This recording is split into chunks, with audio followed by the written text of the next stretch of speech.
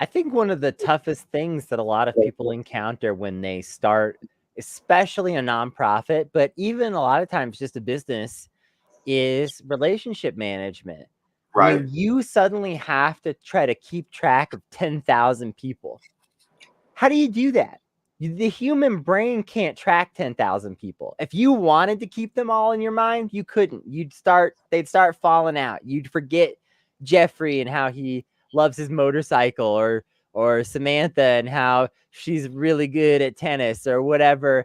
These little details that, like, help you remember who a person is. You can't keep tens of thousands of those little details straight in your mind. You're going to start to mix them up. You're going to start to forget stuff. There's no possible way it can be done. So, we've had to develop systems as humans to, provide some relief to the brain here, which can't do all that work. Yeah, there's a concept called Dunbar's number. It's the human brain can track about 150 relationships, and maybe if you're really skilled, a little more. If you're not skilled, a little less. But it's definitely not. Your human brain is not built to track relationship management. Uh, uh, you know, it's a little bit of a cliche when people talk about, oh, back in the day, we all used to hunt big animals with spears and we used to eat nothing but meat and be on the Atkins diet. But it's just a fact, there was never a time during the cave days that there was an org. That word did not exist. Uh, Being able to leverage large groups of people for a cause, not so easy to do. So obviously, yeah, like you said, we're looking at software, we're looking at tools, we're looking at uh, systems for Yeah. tracking and managing people to make that just a little bit easier. Um, Honestly, it doesn't even have to be that complicated, although depending on where you're going with it, in some cases it should be, because if you need to track 100,000 people on a very sophisticated level, you should not be doing that in a rinky-dink document or something like that. But Well, yeah, but you'd be surprised how far you can get on just spreadsheets, just well-organized spreadsheets and right. standards and processes, doing things the same way every time, that kind of stuff. You'd be really astonished how far you can get with that stuff if you're well organized. A lot of it comes down to, again, what are your systems and processes? How do you standardize this stuff? Um, but even just starting with something with just basic stuff like that can really help, because when you need to send 1,000 people a message, Hmm. you got to track that somehow. And if you don't have a sophisticated CRM that you like or something like that, just starting with spreadsheets is a great place to start.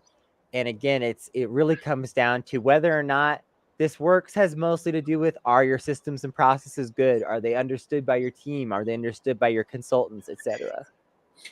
Yeah, I think for us, we basically use a two-tiered system for relationship management, which is if we need to reach like a large group of people, we usually have that in a Google sheet, and we have like their basic information and its name, company, location, email, stuff like that.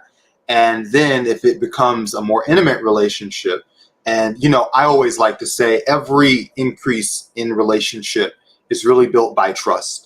So the more that if a group of those people trust you more, then you need to give them that back by a more advanced method of tracking them. So we usually go from Sheets to Monday for when somebody is a close relationship of the company.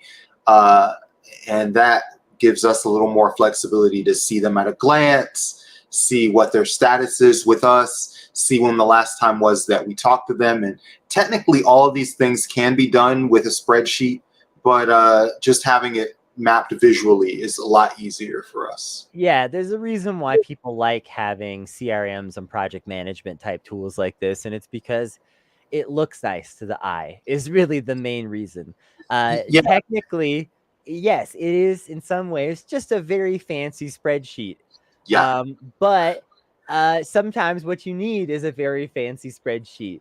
Sometimes what you need is a spreadsheet where at the click of a button, you can see it as a graph, or you can see it as a board, or you can see it as a Kanban, and you can move things around, from column to column and reprioritize your, what you have going on, or things like that. Uh, those things save time. Those things save trouble. They create efficiency. They create comfort and satisfaction with the people working in those tools in a lot of cases. So we definitely use some project management and CRM tools for what we do, but we usually start with spreadsheets for a lot of projects. If I'm going to email 500 journalists, I'm putting them in a spreadsheet. Right. And then And once the ones who respond to me, they might go into, again, something more sophisticated. But let's start with just got to get some emails out the door. Let's have a checklist of, is the first email sent? Is the second email sent? Is the third email sent? Whatever. yeah, the best thing about using a tool like Google Sheets is it's free. If you're building an organization and every dollar counts, having that as a backstop works. It's great. It's also easy to keep people kind of accountable to it. If you've got a group of 3 or 4 people, they, just by giving them access to the same spreadsheet, they all know what the other's doing. It's as simple as, are you working on this? Color it in, or click this drop down and add your name. It's easy to run a phone bank or anything like that off of a spreadsheet. And also, everybody at least understands it. When you start getting to a more specialized tool like a Monday or a ClickUp or an Asana, now I'm dealing with a specialized class of people. And in an earlier video, we talked about how content production, when you go from text-based to audio-based to video-based, you're adding extra layers of production that can be sometimes exclusionary. And it sounds a little bit goofy to say this about a spreadsheet program, but going from a tool that's free and easily available to one that takes a subscription or is customized for each individual organization, Or that can requires be special logins, or et cetera, et cetera. it can be a bit of an accessibility issue. So not in the medical sense, but just in the sense of everybody being efficient and knowing what they're doing.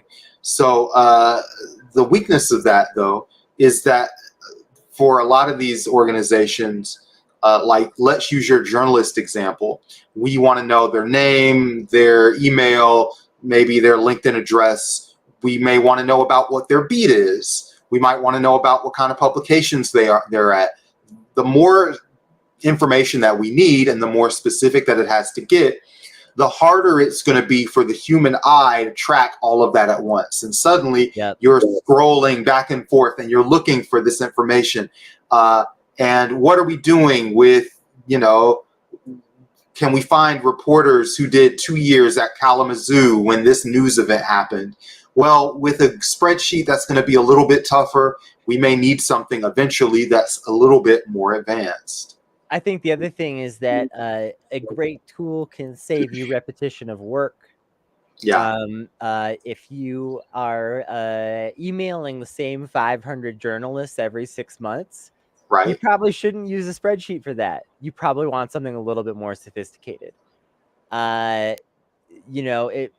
depends a little bit. Sometimes the spreadsheet, again, still enough in some cases, but sometimes you have to start to think a little bit more seriously about how you manage those relationships. And And again, part of this is just to not overwhelm your brain. If you're having to go back through and sort of rebuild these lists over and over again, you're going to be constantly stressing yourself, pushing your capacities unnecessarily. Whereas a great project management or CRM tool, you could be like, let's build a list using a tag that I applied to people when I added them to this, or things of that nature, and do that stuff instantly instead of let's copy and paste from 5 different spreadsheets into one new spreadsheet or whatever. Yeah, there's so much intimacy that you can create with relationship building. Obviously, now we think about it as it's just ways to email people stuff, but learning what political issues somebody's interested in and making sure that they get messaging that leans on that and reminds them of what motivates them. Things about like gender and how they relate to whatever your cause is, things that are related to their patterns and how they like to engage. Some people like to engage remotely from their computer. Some people like to meet you in person. Some people like to do something over the phone. So it's good to have like a strong idea of how people want to work with you so that you can provide them with more relevant opportunities that already fit what they're doing. And that's cool. It's good to have. That's it. Yeah.